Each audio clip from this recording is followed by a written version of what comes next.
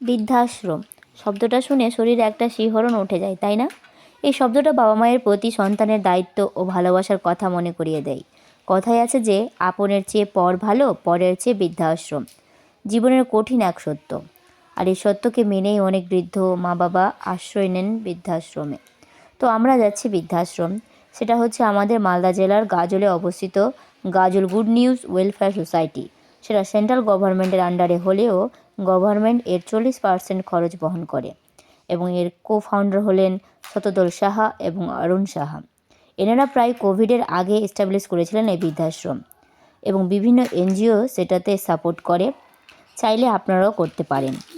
আমাদের সিলেবাসে থাকায় আমরা ভিজিট করতে যাই এই বৃদ্ধাশ্রম, এবং এই ভিজিটের সুযোগ এবং সুব্যবস্থা করে দেন আমাদের প্রিন্সিপাল ম্যাডাম এবং আমাদের মালদা এনটিএসের সমস্ত টিচারগণ।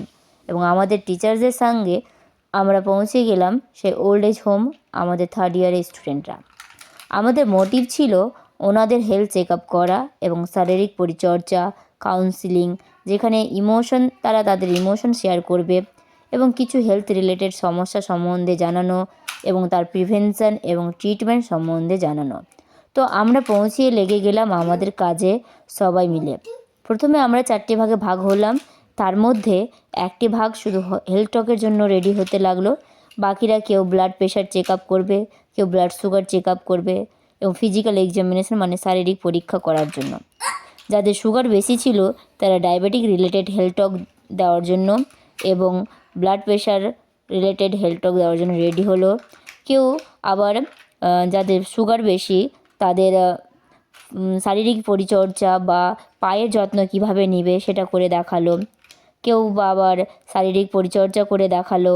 আমরা তো অবাক ওখানে গিয়ে, কারণ ওনাদের মধ্যেই অনেকজন আছেন যারা এত সুন্দর ব্যায়াম করতে পারেন, আমরা তো দেখে অবাক। ওনাদের এই সাপোর্ট এবং সহযোগিতা আমাদের উৎসাহ আরও বাড়িয়ে দেয়। এরই মধ্যে আমাদের ওল্ড এজ হোমের ফাউন্ডার আমাদের টিচারদের জন্য কিছু গিফট দিলেন, এবং আমরা ওনাকে থ্যাংক ইউ কার্ড এবং তার সাথে সরস্বতী পূজার অনুষ্ঠানে আমন্ত্রণ জানালাম এবং কিছু ফটো তুলে নিলাম অ্যাজ এ মেমোরেবল। আপনারা যদি চান ওল্ড এজ হোমে যেতে এবং আপনাদের সঙ্গে ওনাদের সাথে সময় কাটাতে, ওনাদের হেল্প করতে, তো আপনারা আসতে পারেন।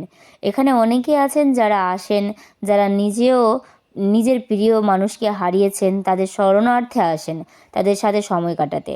যদি আপনারা আসেন ওনাদের হেল্প করতে, তাহলে কিছু নিয়ে আসতে পারেন, যেমন ধরেন মুড়ি, চালের বস্তা, আলুর বস্তা, সেটাও অনেক হেল্প হয় ওনাদের বক্তব্য যে ওনারা বাড়ি থেকে ওল্ড এজ হোমে বেশি ভালোভাবে থাকে, কারণ এমনকি ওনাদের যে বৃদ্ধ ভাতা পায় সেটাও ওদের ছেলেরা নিয়ে নেয়। আমরা এবার চললাম, ভালো থাকবেন, ঠিক আছে? আমরা এলাম, ভালো লাগলো আপনাদের। এই যে হাতটা ধরে আচ্ছা আচ্ছা, ও ভালো লেগেছে। অবশেষে আমাদের সেখান থেকে বেরিয়ে যাওয়ার পালা, কারণ সময় হয়ে গিয়েছে, তার মধ্যে টাইমে আসতে হবে এনটিএসে। কিন্তু মন চায় না সেখান থেকে ফিরে আসতে, কারণ ওল্ড এজ হোমে প্রত্যেকটা মা বাবা এত ভালো, তাদের ভালোবাসা, আদর এবং স্নেহ এত বেশি ছিল যে সেখান থেকে বেরিয়ে আসতে ইচ্ছে করছিল না। অবশেষে আমরা বার হলাম এনটিএসে যাওয়ার জন্য। তারা আমাদের বাইরে ছাড়তে এলেন, যেমন মা তার মেয়েকে রাস্তা অবধি এগিয়ে রাখতে আসে, সেরকমটা আমাদের সাথে ওনারা করেন।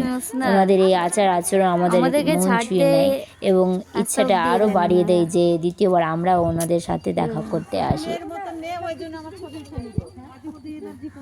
জানো কি একটা মায়া, এতক্ষণ থাকলাম তো খুব ভালো লাগছিল, কি আদর করছিল আমাদের, বলো। খুবই খিদার চোটে পেট জ্বালাও করছে, অবস্থাও আমাদের খুব খারাপ, চেহারাগুলো খুব জীর্ণ হয়ে গেছে, চলে গেছে। আর আমরা এবার একটু রেস্ট করতে যাই।